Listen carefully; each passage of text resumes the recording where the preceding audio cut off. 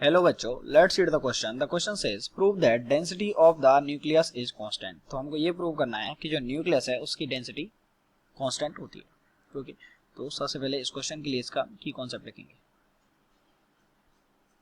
की कॉन्सेप्ट, और इसका जो की कॉन्सेप्ट है दैट इज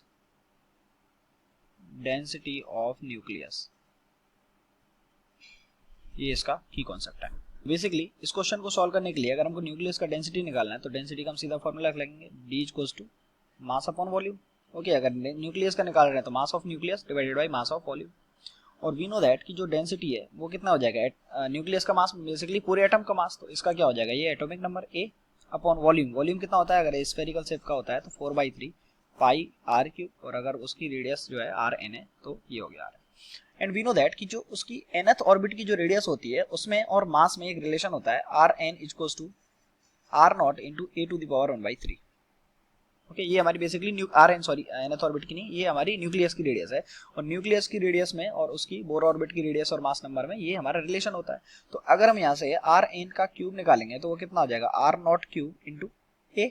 तो इसकी जगह वैल्यू पुट कर देंगे तो d इक्वल्स टू कितना आ जाएगा, ये 3 ऊपर गया तो बेसिकली 3a अपॉन 4 पाई, और rn की जगह हम क्या लिख सकते हैं, r not cube into a से a कैंसिल आ गया तो ये कितना आ गया, 3 upon 4 pi r not cube.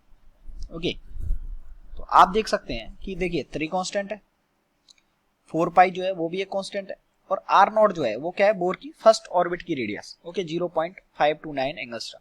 तो यानी कि ये जो तीन पूरी एंटिटी है ये कांस्टेंट है, तो इसकी जो जो इसका न्यूक्लियस की डेंसिटी है वो भी क्या हो गई, कांस्टेंट हो गई। तो हेंस प्रूव कि जो डेंसिटी ऑफ द न्यूक्लियस है वो कैसी होती है, कांस्टेंट होती है। ये हमने प्रूव कर दिया। I hope you understood it well. Best of luck.